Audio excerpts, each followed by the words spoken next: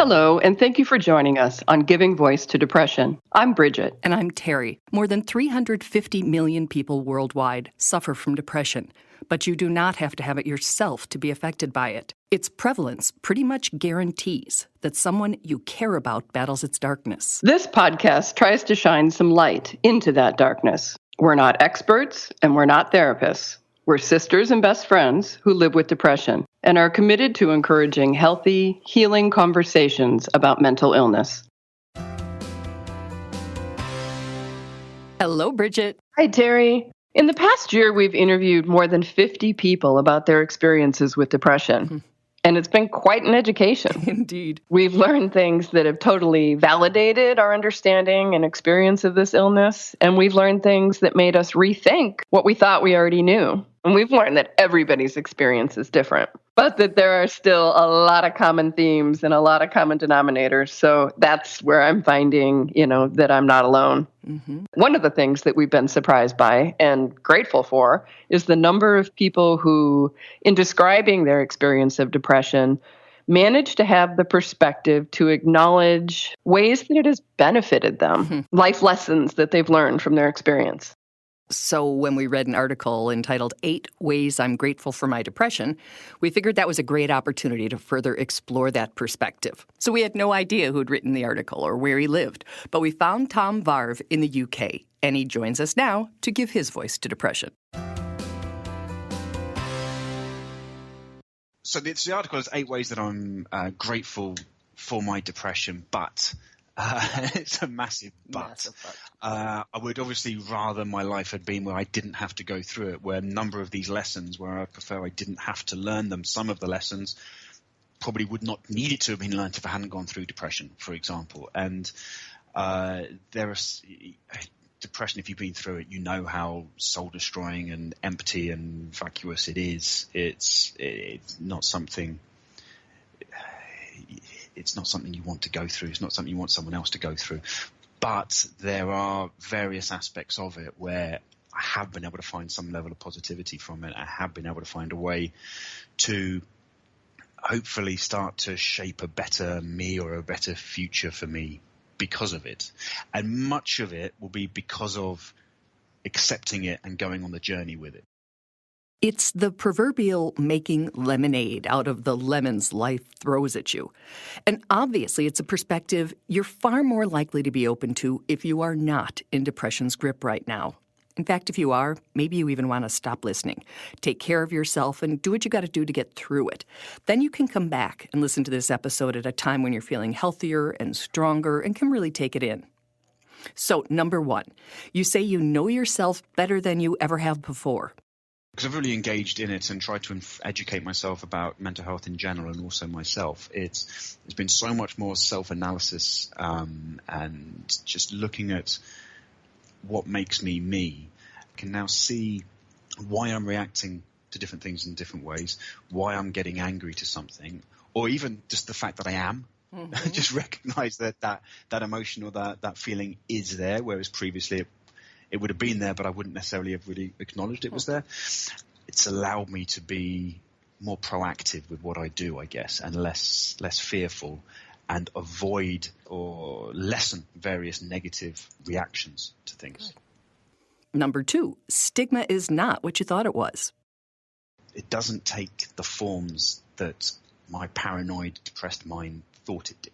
I'm very lucky that where stigma has impacted me has always been from me. So it was always me telling me I was a failure, that I was pathetic, that I was less than other people, that I wasn't worthy of this, that, or the other.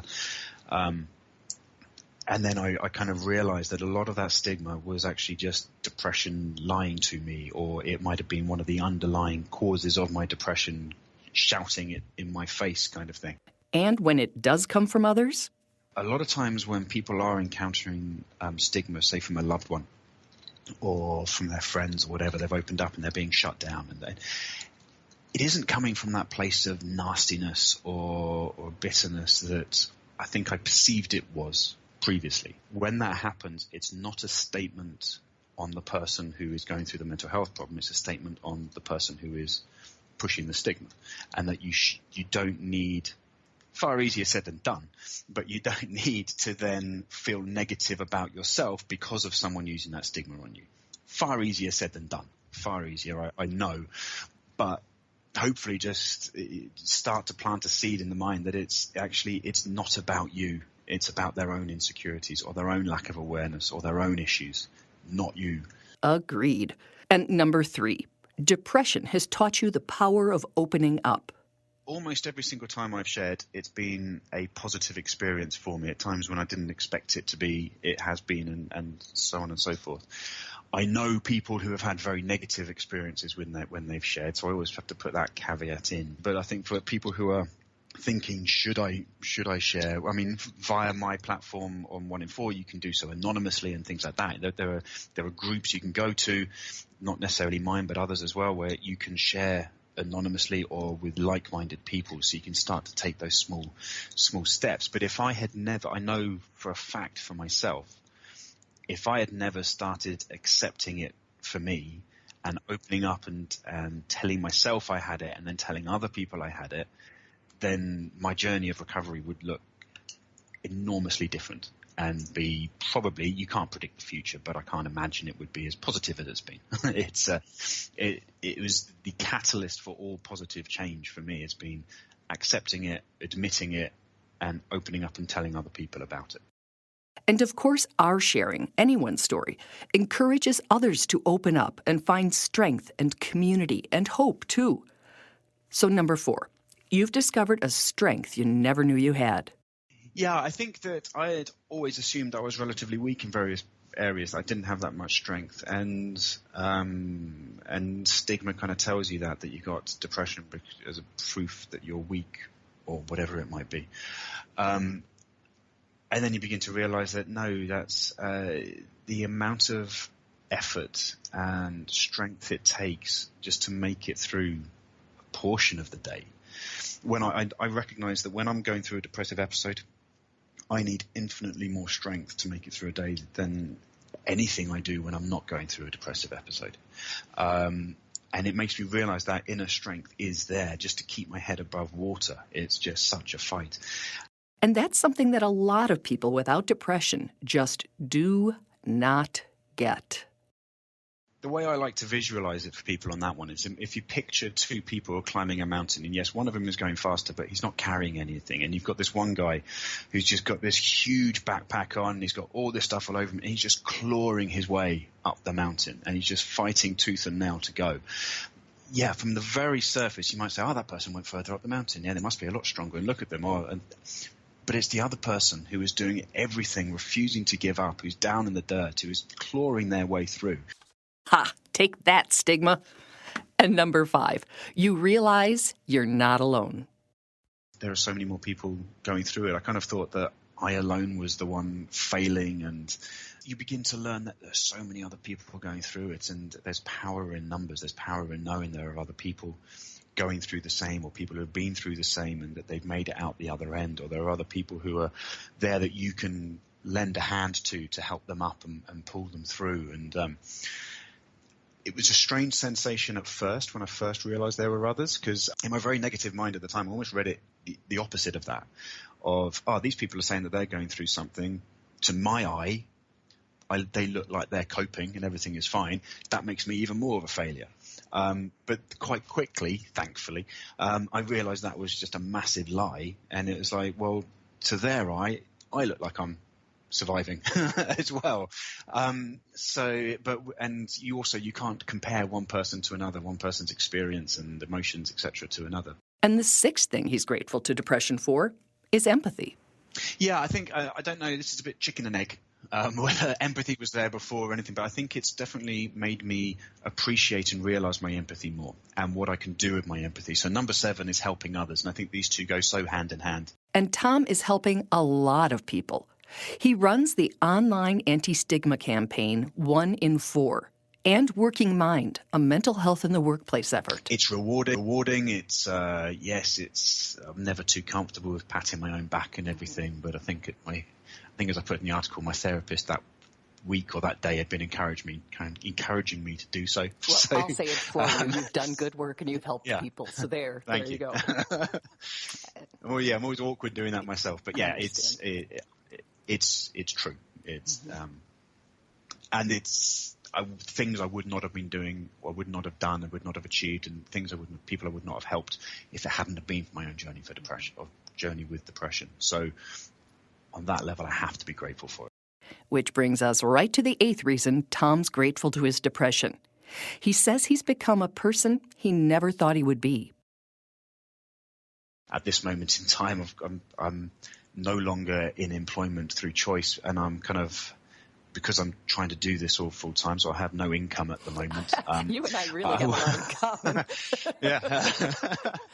Hopefully that'll change for both of us, but it's about fighting for a greater good and kind of having that trust that it's going to be okay and that we'll get to that point, isn't it? Yes. And I really feel it strongly because I think I did everything wrong when I was in my depression. I isolated. I didn't tell anybody. I wasn't on meds. I didn't tell my doctor. I wasn't in therapy.